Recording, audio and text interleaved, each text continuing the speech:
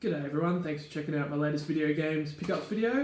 If you haven't watched my last few, I'll leave an annotation in the video. Click that, it will take you to the playlist. And I've got 4 or 5 videos now. I try and talk about the games I pick up. Maybe I got a good deal, maybe the games from my childhood, maybe I like the game, maybe I like the look of it. So they're not really short videos. I always try and explain out why I bought those games. Now, unfortunately, this is going to be the last one for a while, and these are probably all the games I've bought over the last couple of months, so it's going to be a long video, and the reason for that is because, unfortunately, my dog is very sick, and the vet bills are super high, so I won't have much money to play with for a while. I'll be living very frugally. Thankfully, he's on the up and up now. We're still not out of the woods yet, but we're hoping he's on the right track, and he's at home now, and he's happy, and he's eating. So that's all we can ask for. People often ask me, is owning a dog cheap? And my answer is always the same. I say, owning a dog's really cheap until they get sick.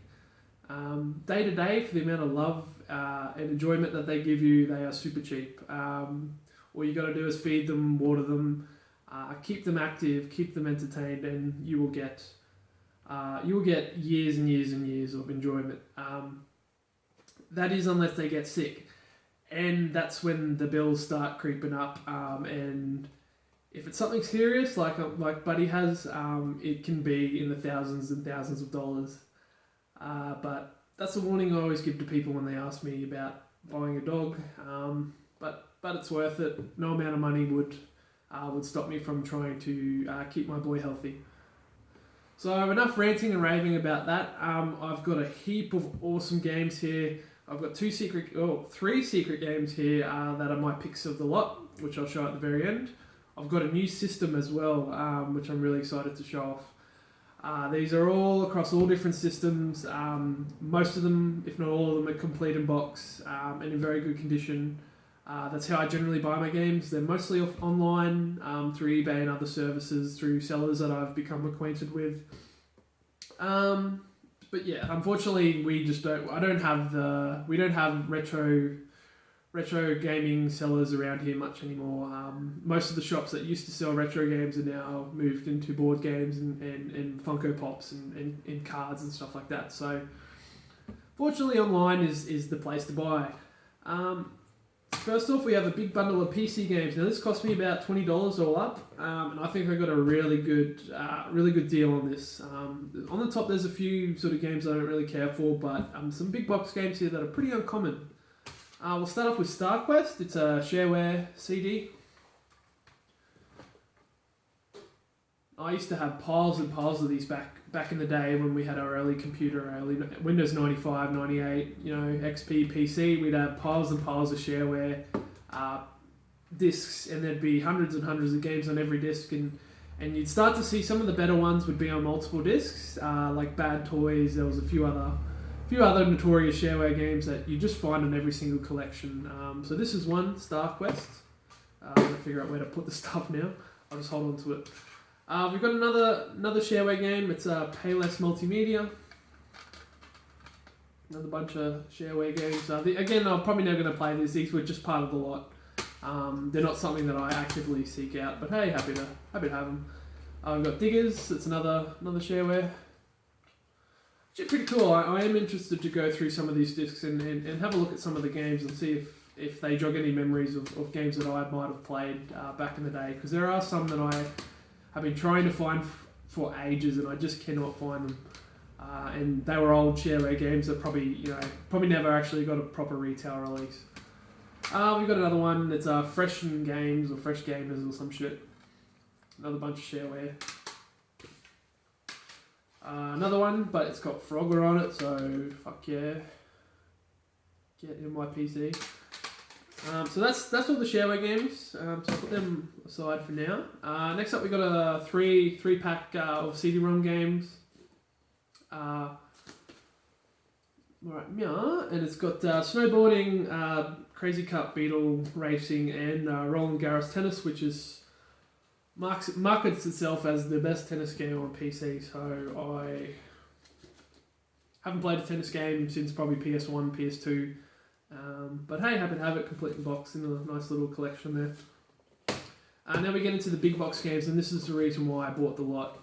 And first up we have Locust.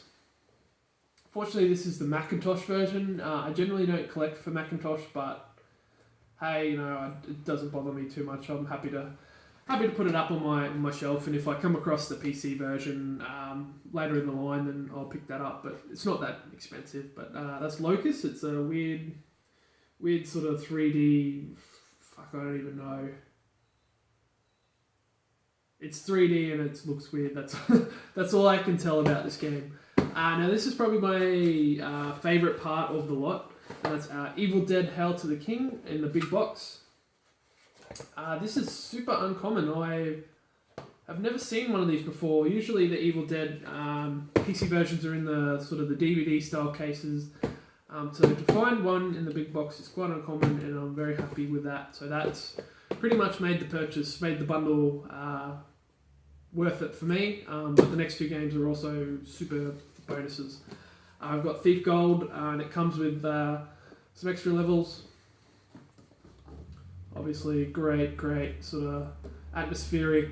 I don't even know what you'd call it. It's not an action game. It's a stealth based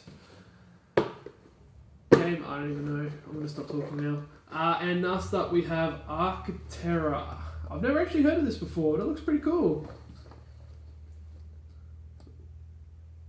It's made by Ubisoft, or at least published by Ubisoft.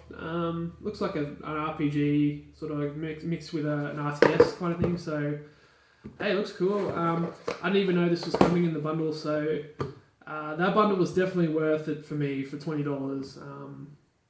Can't complain with that. Now, if you've watched my other videos, you know I'm different. In a different place, and that's because the table behind me is covered in DVDs and music and stuff like that. I decided a while ago that I was going to sell off all the DVDs, music, wrestling. I've got a shit ton of wrestling DVDs that I used to collect. I don't care for them anymore. They're just taking up space. So I'm still very much into my gaming collection, but the others I'm not into as much anymore, so I decided to sell them. This was actually before Buddy got sick, so the money that I'm getting from them is going straight to paying off the vet bills. So I've still got a huge pile of stuff to go through. I've sold off most of my music, all my Blu-ray movies, and some of my wrestling stuff. So still got lots more to list and sell, but that's why I'm in a different space. So we've got a big pile, I should say, of PS1 games. It's going to be quick fire ones. Most of these are just to add to the collection, to give it some more meat. 9 times out of 10, these games aren't going to be worth playing. The PS1 has a huge system library, and while they might have been fun back in the day, a lot of these games have not aged well, especially the early 3D releases. So first up we have the Davis Cup Tennis. It's in beautiful condition. Heavy, which usually means it's a manual with about 50 different languages, as per most European released games. And we got Brian Lara Cricket. This is in the thin case, which is actually quite unique, because normally the thin release games in PAL generally only Australian, but occasionally you'll find one which is a European release. LMA Manager. Now, I'm not a big soccer guy or football, as Europeans call it, so I have no clue about that game. This one looks really cool, Psychic Force. Happy to have that. Now we have Amazon. This is another fairly uncommon one. I haven't seen it before, or at least maybe it's probably because it's not very memorable. Maybe that's why I haven't seen it before. Civilization 2. Obviously, if you want to play this game, and it still holds up quite well. I used to play it back in the day on the PC, even though I had no fucking idea what I was doing. You'd obviously want to play it on the PC if you're looking to go back and play this, but I've heard the PS1 port's not too bad. And it comes complete, and it's got a spreadsheet with all the upgrade trees and stuff like that. So happy to have it. Another game that you probably want to play on the PC is Delta Force Urban Warfare. I remember playing one of the Delta Force games back in the day on the when we used to go to LANs. There used to be this awesome place near the city called the Chamber, and we'd go there for sometimes 12, sometimes 18-hour stints, and we'd just play multiplayer games. Warcraft 3, Battlefield, Delta Force, Counter-Strike, you name it, we played it. Those were some fun times. Disc is the box is a bit broken, but that's not too bad. I don't mind if some of my games have broken boxes, because I can always replace them at a later date. As long as they're complete and everything else is in good condition, then if the box is a bit cracked, then that's fine. If I have a rare game with a cracked box, I'll generally swap it out with a common game with a pristine box. I've got a 2-game pack here. It's got Bob the Builder and Tweenies. This is in very good condition. Complete. Another game here, we've got Roswell Conspiracy. So I remember this cartoon. I never really watched it. I probably watched an episode or two when I was bored. It was either on Nickelodeon or Cartoon Network, I can't remember. Hey, happy to have that. And last but not least in this pile, we have Beyblade. Let her rip. Oh, I never watched the anime. By the time it came out, I'd sort of gotten a bit too old for that. But hey, I'll still go back and watch DBZ and Yu-Gi-Oh! And stuff like that, but never got into Beyblade. So all those games were bought from a seller, and they were, I think the most expensive game in that lot was maybe less than $10, so $5. Most of them are $3 to $8, so not too bad. Now we've got a pile of different games here. And first up we have the Game Boy Advance version of Fire Emblem. I don't know what the actual Japanese name of this, but I know this particular release did not come out in Europe or America. There were other Fire Emblem Game Boy games that did come out, but this one did not. So I was buying other games from a seller, and I saw this for really cheap, and I did some research, and I thought, yeah, sure, I'll pick it up. I unfortunately don't have the other Fire Emblem games. They're quite expensive now, but maybe one day. Another really cheap game I picked up was Agarist Generations of War Zero. This is the collector's edition. It comes with a bunch of other random bullshit that I don't give a crap about. The only reason I bought this was because it was super cheap. But hey, happy to have it. There's a lot of JRPGs on the PS3, and in my opinion, a lot of them aren't worth your time. There are a lot of really Japanese games that just, I don't know, they just weren't very good, at least to me. But there are a lot of really good ones as well. I don't know about Agarist. Hey, if you played it and you know it's good, let me know and I might check it out. We've got Myst 3 XL on the PS2. This is in a... comes with a cardboard sleeve, and it comes with a help book or hint book. It cost me like $5. I'm pretty happy with that. It's pretty uncommon. Most of the Myst 3 XLs that you'll find on the PS2 are the normal ones that come in the case. But this one comes in a slipcase with a big hint book right here. Unfortunately, this doesn't come with a manual, and I think that's on purpose. I think maybe they took the manual out and replaced in these ones, and since you got the big hint book. I've got an Xbox original game. This is an Xbox exclusive game. Superman, not Spider-Man. Superman, the Man of Steel. Is it as bad as Superman 64? Probably not. Not many games are. But hey, happy to have it. It's actually an exclusive game, which is pretty rare for superhero games. And last but not least in this pile is a game for PS2, and it's quite uncommon. And I got a really good deal. I picked it up for like $5-10 from a guy who probably didn't know what it was. Or the game looks pretty trash, but it's super uncommon, and that's Hoppy. It's a weird puzzle game where you're this weird rabbit-looking creature hybrid, just nightmare fuel thing. I believe it came out in Australia and Europe, maybe Germany or something like that. I don't think it got an American release, but it's really uncommon.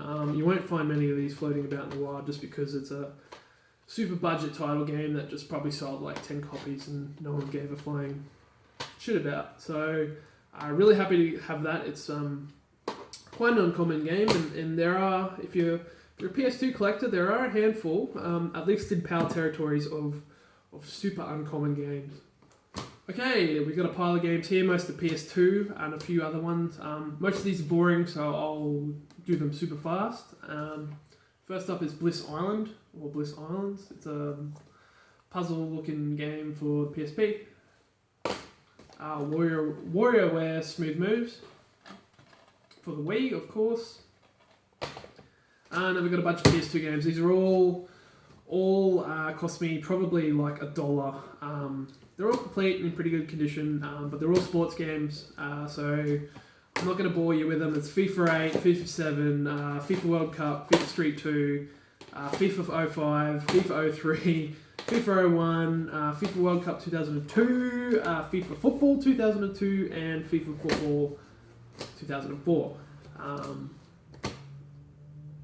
Again, not a soccer guy, but they're all in a lot, and all up they're probably like $1 or $2 each. So the price is right for me, so I don't have to worry about getting them later when I'm trying to complete my collection. So let's put them aside. Huge pile of PS1 games to go through now. I'll go through this pile first. Most of these I got off the seller, and they're about $3 or $4 each, which is really good because they're all in fantastic condition, and some of these are... they're not rare or uncommon. They're common, but they're not. They're between common and uncommon. And once you get to that point, you start to pay more than a few dollars for a game. We've got Warhammer Dark Omen. It's a complete, beautiful condition. We've got Digimon Digital Card Battle. I paid a bit more for this one. This was from someone else. But happy to have that because that completes all the Digimon games for the PS1 that I own. A Dreamcast game here, Deep Fighter. Didn't cost me much, maybe $10. It's a beautiful condition. It's a two CD game for some reason, but probably never play it. So there's another game I got for like $3 or $4, which I think is a really good deal because I have seen this go for more. Devil Dice. I remember having this on a demo, I think, on the PS1, and I used to play it. It's quite fun. There's a puzzle game where your dice fall down and you've got to line them up, and I'm not going to explain it to you because I can't remember. The next Tetris costs, another $3 or so game. These are all in fantastic condition. Another one that I was really happy to get in that from that seller, Space Hulk, Vengeance of the Blood Angels. I paid, again, like $3, $4, $5 for this. Worth, I think, more, especially considering it's in beautiful condition. Firestorm Thunderhawk. He gave this to me for super cheap because I think he thought that there was supposed to be an extra CD, but as far as I'm aware, it's only one disc. I have that for the, not the Dreamcast, the Sega Saturn. So happy to have that one for the PS1 as well. And last but not least is Missile Command. Don't really care about that. Okay, move on to some more. I told you this was going to be a big video. There's a lot of games to go through. This is probably a couple of weeks late. I was hoping to do one a couple of weeks ago, but I put it off. And as I said, since I'm probably not going to be doing one for a while, I'll be just doing them all now. And I'll hopefully try and do some other types of videos over the coming weeks. And if I ever, I'll probably still buy games and stuff every now and then, and if I amass a pile worthy enough of a video, I'll do one. We've got some more PS1 games. These are all fairly crappy games that didn't cost me much at all, a couple of dollars each at most. Mary Kate and Ashley, Magic of Mystery Ball. Okay, I'll just put that one down. We've got Lancy Air Army Men. Oh, I had most of the Army Men games on the PS1 back in the day, and they was some fun as fuck games. Don't remember if I played that one, but Sarge's Heroes was a lot of fun. I used to play. Worms World Party. Pretty good game. I don't think I ever played the PS1 version of it. I played the PS1 Worms game that I played was the original. We've got Battle Arena Toshinden number 3. It's a 3D fighting game.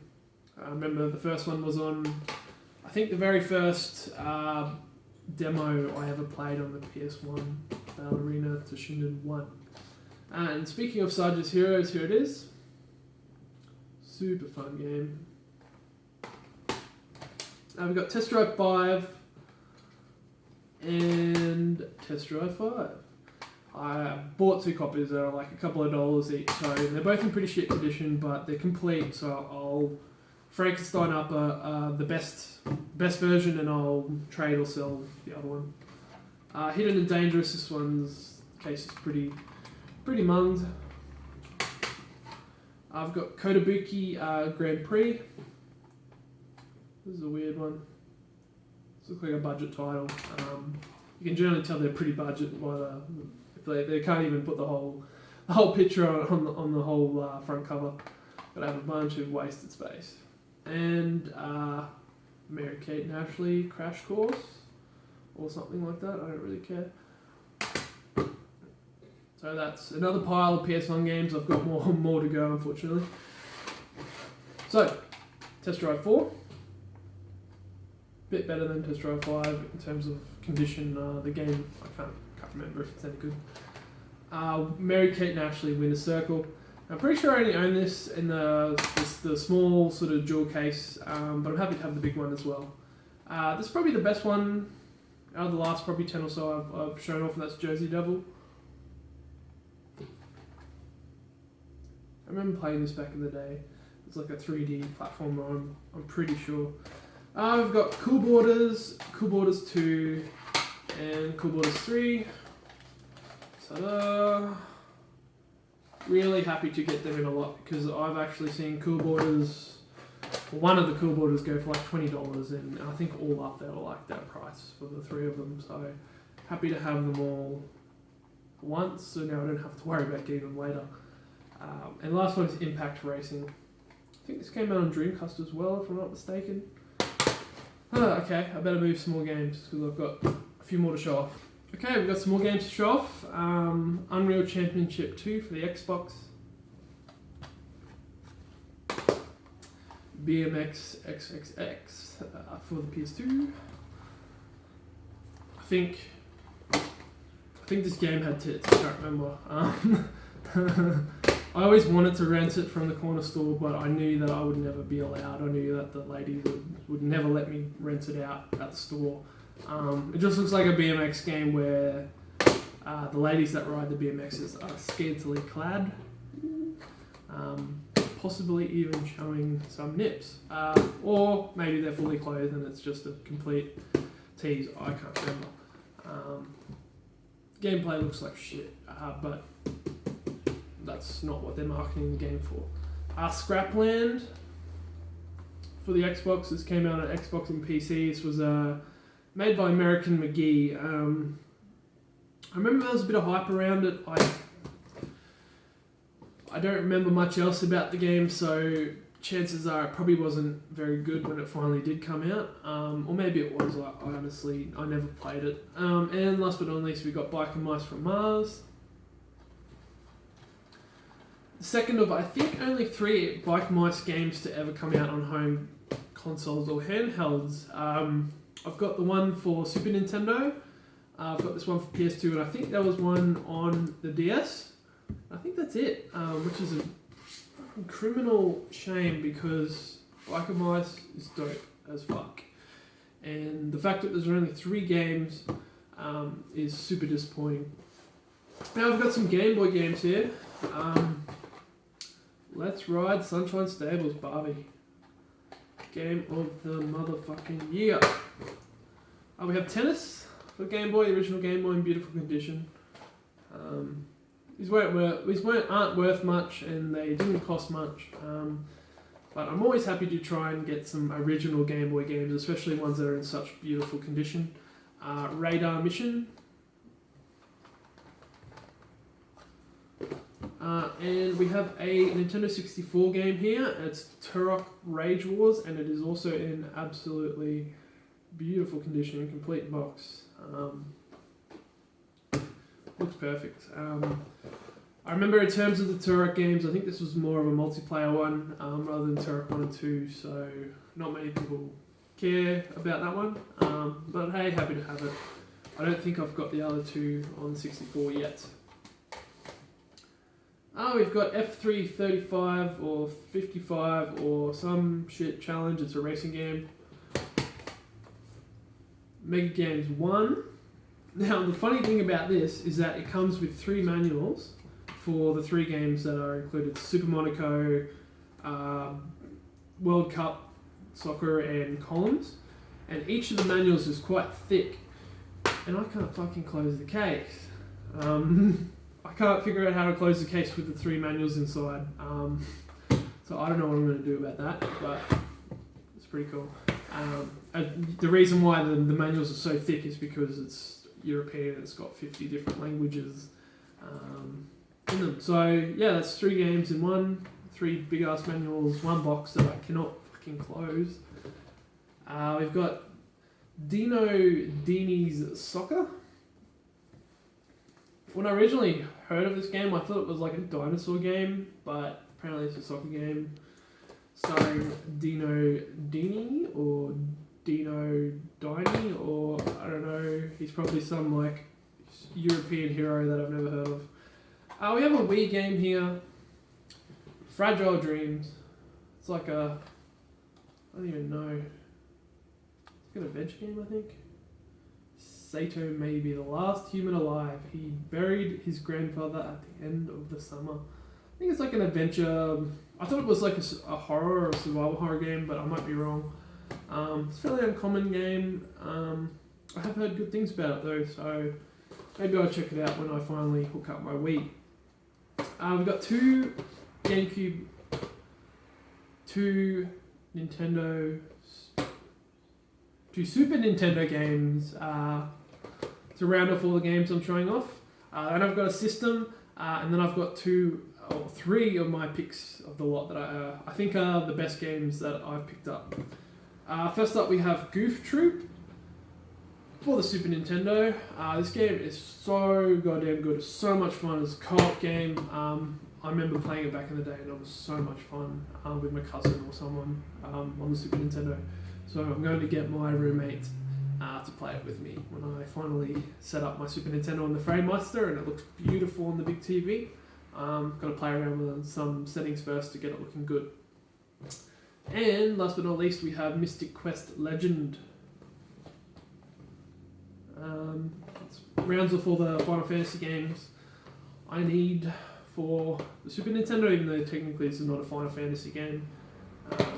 There's probably 1 or 2 more Square games that I need to get all the Square releases, but happy to have that.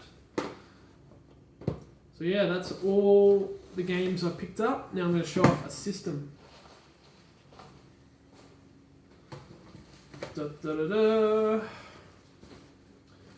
And it is a new system that I don't currently own, and is GameCube. But it comes with some memory cards and stuff. Unfortunately, it doesn't come with any controllers, which is what a lot of people look for when they're buying old GameCube stuff. It comes with all the cables and stuff, so happy to have that. I bought this actually off a friend of mine, and I wasn't interested at first, but then he told me that it came with the Game Boy player. It's actually a DS, but it's mine. It came with the Game Boy player at the bottom, as you can see, which was the Game Boy Advance player, I should say, which made me interested. Unfortunately, it doesn't come with the boot disc, which is super rare. But he said if he finds it, he's going to give it to me for free, and I'll probably swing him a bit extra money for it. So I paid an average price for it, nothing too special, nothing too cheap. But I was happy to give him the money, and he was happy to sell it to me, especially because his dad gave me some bar stools, one of which I'm sitting on right now, for free. So I thought that was a good deal. And he's got some cables in here. He's given me my DS that I lent him back. And some Ghost Drops, which are super sour, delicious goodness that we got from the arcade ages ago. That I must have left at his house. And Pokemon Soul Silver, which I lent him as well. So unfortunately no controllers, but I've got some aftermarket ones which are pretty cheap, plasticky bullshit things. But they'll do the trick if I want to play, and I'm really crossing my fingers that he finds the boot disc, because to buy one now I've got to pay like $100 just for the disc, just for the fucking disc. So that's my system. So happy to have that added to the collection. Normally I don't buy systems unless they're complete in box, because unless I just really want to play them. But the price was right, and he wanted to get rid of them as well, so we came to a good deal. Last but not least, I've got 3 games, and I consider these my picks of the lot. These are the best ones, personally to me. Maybe not the rarest, maybe not the most expensive, but they're my favourites. And 3 different systems. First off, I'll show off a Game Boy Advance game. It's Shining Force, Resurrection of the Dark Dragon, I think. Yes. Pretty fun game. I remember playing this on the emulator back in the day. It was like this action RPG game. There's like shit tons of Shining Force games. Most of our RPGs of some sort. But really happy to have that. On the 64, I've got Ogre Battle 64. Unfortunately, it never came out in PAL territory, so I had to import this from America. I've been watching one for a while. It was always too expensive, and then eventually it dropped down to something I was prepared to pay, and I bought it. It's in beautiful condition, complete. And last but not least is a Dreamcast game. It is a French game that only came out in France. You probably haven't heard of it. It's Taxi to Le Jeu.